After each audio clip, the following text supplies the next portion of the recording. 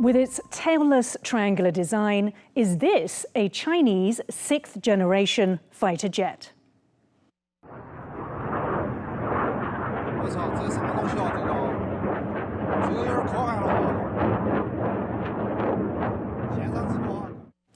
After those social media images, Beijing launched what it called the world's largest amphibious assault ship.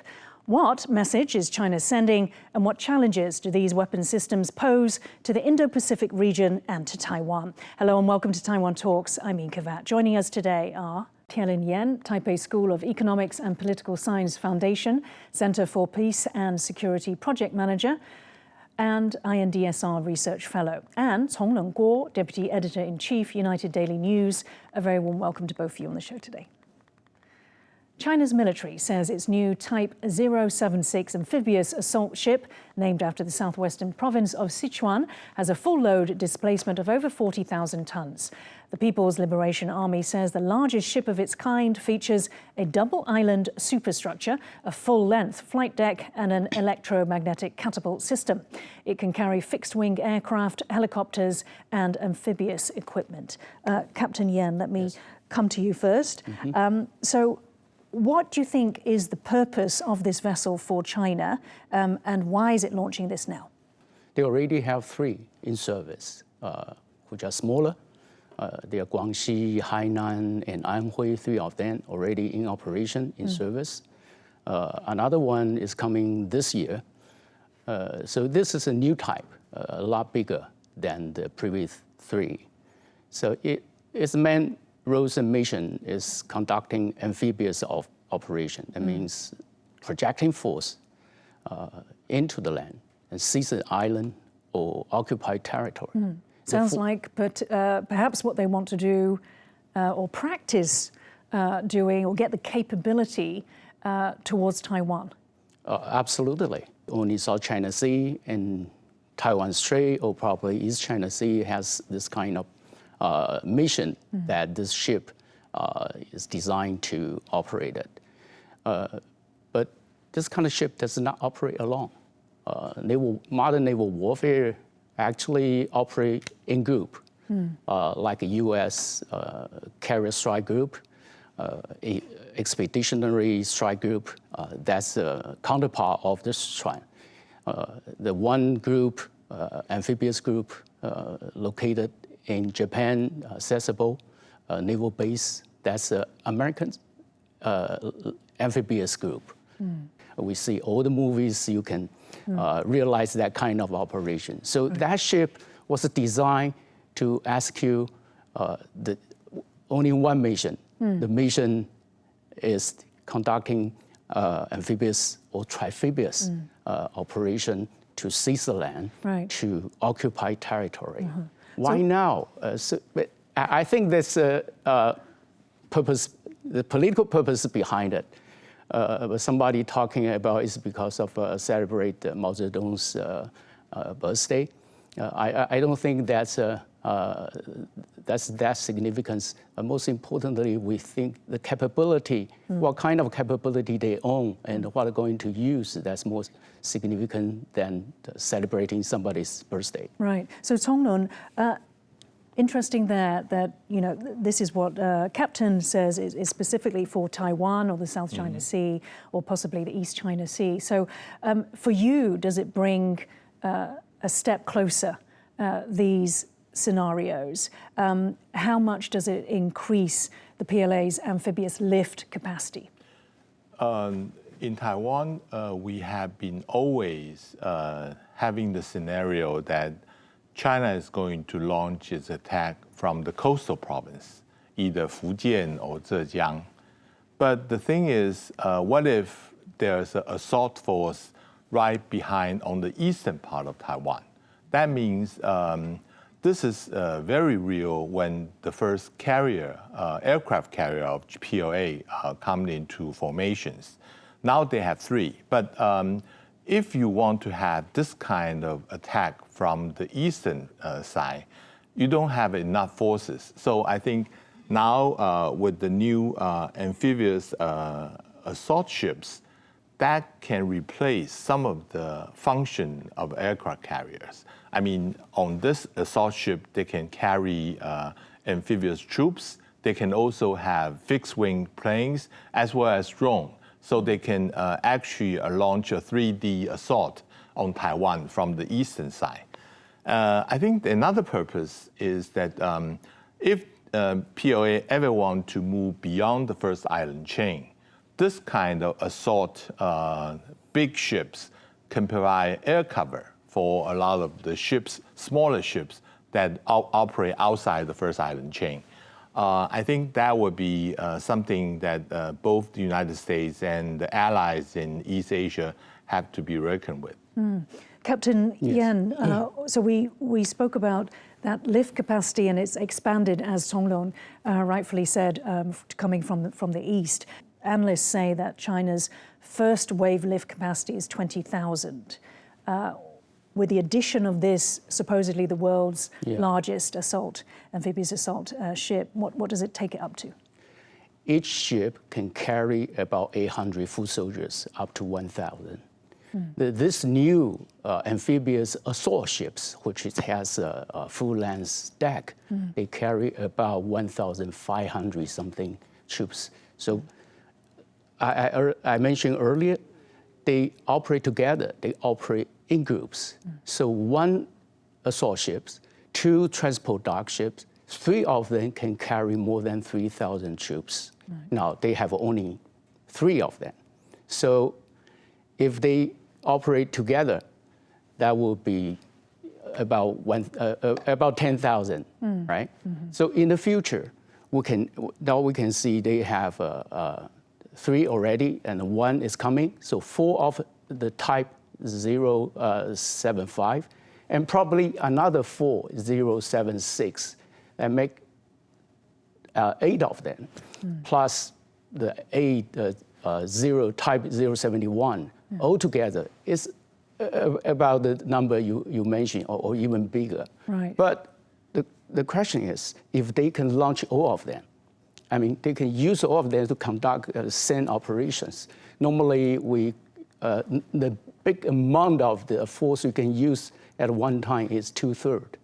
So probably it will be 6 strike group coming to attacking an island or landing the forces. Right. Totally 8 of them. That's 24,000 troops. Right. And that's why they're churning them out as fast as they can, obviously. Now, media reports suggest that the Sichuan amphibious ship surpasses the combat capabilities of the Liaoning and Shandong, China's first and second aircraft carriers, due to the Sichuan's electromagnetic catapult.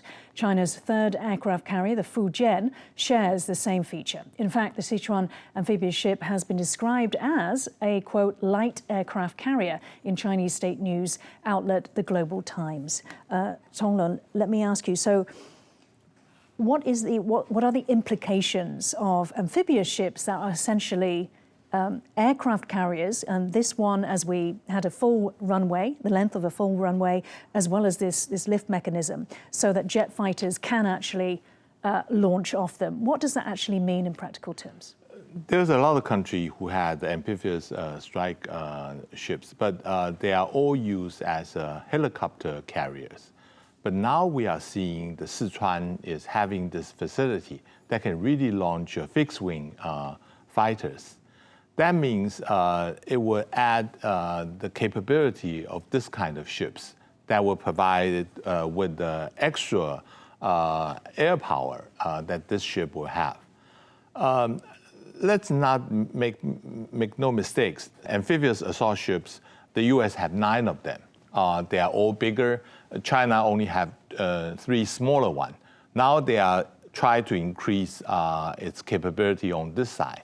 But still, we are seeing that if, in response to this kind of threat, the U.S. would have to concentrate on all its military resources to the East Asia. Otherwise, if it's spread thin around the globe, it would not be able to match China's regional advantages if ever there's going to be a confrontation.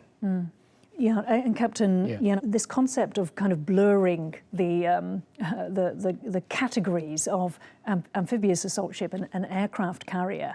I mean, if you, as you were saying, that there would be another 4 of this 076 type, or maybe 4 in total, and then you add that to we already know that there's 4 aircraft carriers, although, as Chenlung said, only 2 operational. That would bring it up to 8. I think a lot of misunderstanding on this. They have carrier strike group and amphibious strike group. They are 2 different functions of fighting force. Both of them projecting power. The carrier strike group projecting air power. So the major forces are the 4 squadron of fighting fighter bombers to attack either maritime target or target online. The Marine strike group, like type 75 or 76, they just projecting full soldiers. So the main purpose is sending troops onto the land. So this is a different purpose. But recently, so the jet fighters are for transporting troops? All the helicopters, all the drones, or if they are fixing fighters on the amphibious deck, it's only used to support the landing force instead of use all those forces to attack another maritime target like an aircraft carrier strike group. Mm-hmm. So the different function, different mission. Mm. So you don't mix them together. Okay, so it's misleading. So it's misleading to call it Exactly. So what do you think was behind those comments from the Global Times? Why mislead? Why deliberately mislead? China built this kind of capability. Everything they do, they model the U.S. Navy. So they have, when U.S. Navy had nuclear carrier strike group, they're going to build one. Probably 004 or 005 would be nuclear one. Mm. Then just to show that they're another great power on the rising. Mm. So it's simple that's for national pride, for nationalism. Mm. It's already far beyond the requirement of fighting capability in the vicinity, like Taiwan Strait or East China Sea or South China Sea. So they have a global ambition modeling the U.S. Navy to build all those capability. So that's why they set up the goal, 2035, basically to reach the modern military capability. Then 2049 is the first class armed forces in the world and can keep up with the United States. So that simply reflect they thinking like this, so they're doing like this, and everything model United States. But to some extent, they probably leading certain area like a catapult, electromagnetic catapult things, because they already have 2 ships on that. But we're not yet seeing the using this catapult to launch aircraft yet. Mm-hmm. It's still a mystery how this new type of amphibious assault ship is going to operate. Some people are saying that by having this electromagnetic catapult, they can really launch a fixed-wing plane, just like any aircraft carrier did. But there's also some saying that this is the first drone carrier we are going to see, that it's all going to be drone instead of any man-pilot plane. And there's also another argument saying that because electronic magnetic catapult is going to consume a lot of energy. So if it's not a nuclear power aircraft carrier, it's very hard for traditional power carrier to function like that. So we still have a lot of things to see if it's operational. So lots of question marks. According to the South China Morning Post, footage of 2 similar models of a new tailless fighter jet have been circulating on Chinese social media since they were first posted on December 26th. This date was the 131st anniversary of the birth of Mao Zedong, the founding father of the People's Republic of China. The mystery fighters were spotted near 2 of China's largest fighter jet manufacturers, located on opposite sides of the country in Shenyang in the northeast and Chengdu in the southwest, and flanked by the J-20S fighter. Captain Yen, what are your thoughts on the capabilities that we we have seen from those, those images. Of course, China has not officially announced it, launched it, given any information quite different to the amphibious ship. It's a surprise for me, and I think for the U.S., for Pentagon as well, because the latest POA, firepower POA force report mentioned nothing about this new aircraft. So the Pentagon didn't know it's coming. They said that they were developing 6th generation capabilities. But not that fast. Yeah. So I think it's a surprise for everybody if it's real, because there's no official statement from the Beijing. So that's a really a shock for all the observers. But I think, just like I said, no military system operate alone. This is 6th generation. Normally we say it will have able to control unmanned air systems, especially UCAV, like a Royal Wingman. It can have a data link to all the other systems, which means if you operate together, you share all the information, share all the weapon systems.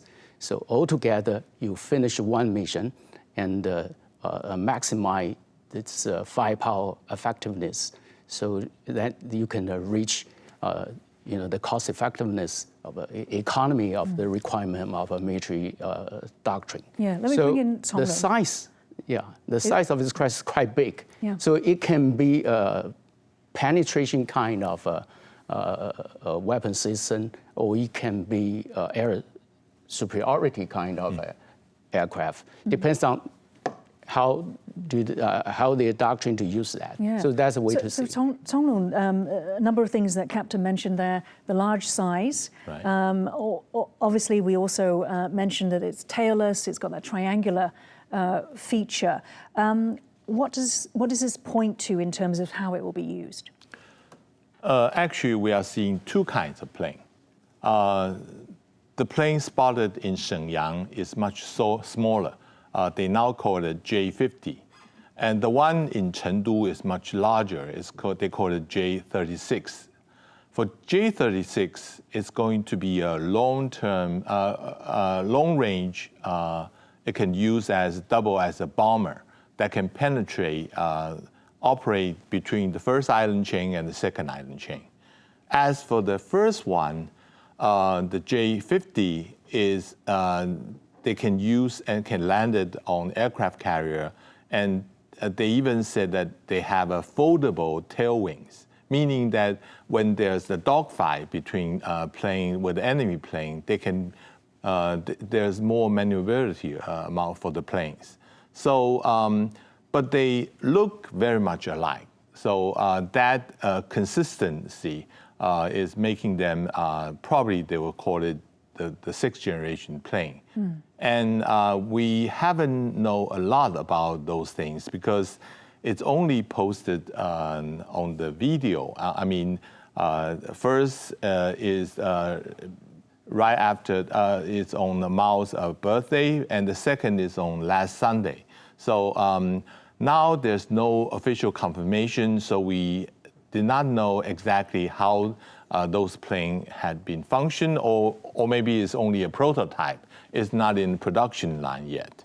Okay, and Captain Yan, if I want to ask you, so when these images appeared, of course, there was a lot of commentary about how China had beaten the US to the punch, because the US's own 6th generation fighter has not yet come out. The project has, experienced delays. It's perhaps being reconsidered because of the cost. For you, do you think that this, from what you've seen, could it be classed as a 6th generation fighter for China, or is it really quite murky as to what this definition is?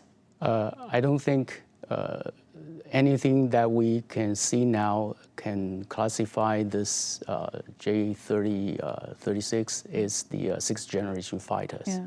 There are certain criteria. First, they can control lots of UAV. conducting mission or operations together. We haven't seen that yet.